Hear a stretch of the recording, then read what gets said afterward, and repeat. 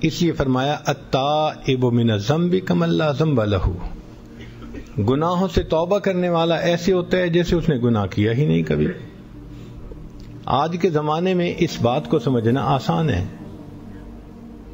کہ ہم نے دیکھا کمپیوٹر کے اندر ایک اریز کمانڈ ہوتی ہے، آپ کوئی فائل بنائیں، اس پہ کام کریں، اس کو کلوز کر دیں، پھر آپ اس کو مٹانا چاہتے ہیں تو اریز کمانڈ دیں، وہ ایسے ہوگی جیسے کبھی تھی ہی نہیں۔ اور آگے دیکھیے، آج تو سیل فون بچوں کے بھی ہاتھ میں ہیں، تو اس میں ایک ڈیلیٹ کا بٹن ہوتا ہے، کوئی میسج ملا آپ کو، آپ اس کو مٹانا چاہتے ہیں تو بس ڈیلیٹ کی دبا دیں، وہ ایسے ہوگا جیسے آیا ہی نہیں تھا۔ اور یہ نہیں کہ ایک مرتبہ ڈیلیٹ کرنے کے بعد کوئی عدد ہیں کہ تم اس کی کو 1000 دفعہ دبا سکتے ہو، نہیں، کوئی لیمٹ نہیں ہے۔ صبح دبائیں، شام دبائیں، جتنی مرتبہ دبائیں، جب دبائیں گے وہ میسج اس کو ڈیلیٹ کر دے گی۔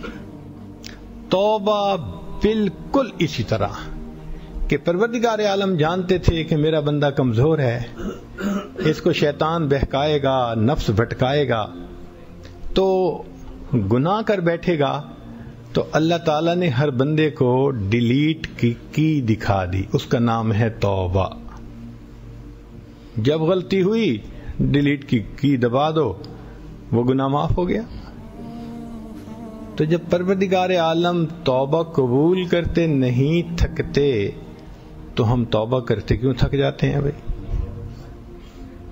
شیطان کی ایک چال ہے، وہ ذہن میں یہ ڈالتا ہے یار گناہ تو مجھ سے چھوٹتا نہیں، توبہ کا کیا فائدہ؟ نہیں، توبہ کا پھر بھی فائدہ ہے کہ اس وقت جو گناہ ہوں گے وہ تو معاف ہوں گے نا، تو فائل کلیئر ہو گئی نا۔ پھر گناہ ہوا پھر توبہ کر دیں، پھر گناہ ہوا پھر توبہ کر دیں، اس کو کلین کرتے رہیں۔ یہ تو نہیں کہ انسان سوچے کہ جی مجھے پسینہ آیا ہوا ہے تو دوسرا کہے گا کہ بھئی تم غسل کر لو، کہتے ہیں جی میں نے غسل کر لیا پھر پسینہ آئے گا، وہ کہے گا کم وقت ابھی تو غسل کرنا، بعد میں پسینہ آیا تو پھر غسل کر لینا۔ تو یہی معاملہ گناہ کا ہے کہ اگر انسان سے گناہ سرزد ہو گیا تو فوراً توبہ کرے، پھر گناہ ہو گیا پھر توبہ کرے۔ شیطان اگر بہکانے سے باز نہیں آتا، ہم اللہ تعالیٰ کے در پر توبہ کرنے سے باز کیوں آئیں؟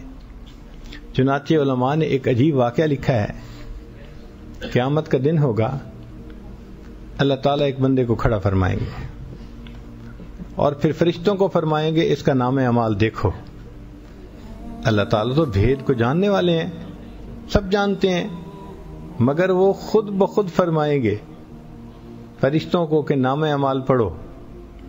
وہ نام اعمال پڑھیں گے، اللہ گناہ کیا پھر توبہ کی، پھر گناہ کیا پھر توبہ کی، پھر گناہ کیا، ساری زندگی اس کا یہی روٹین رہی۔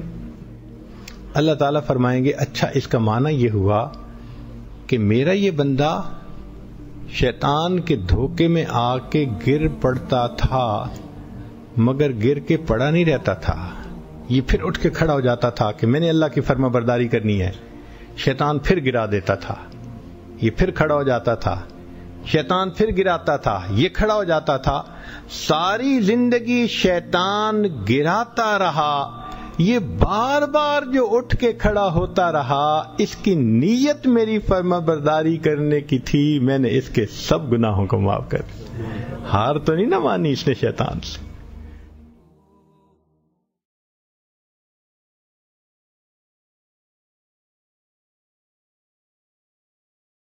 لا الہ الا اللہ محمد رسول اللہ علیہ صلاة اللہ وآلہ والأحبہ۔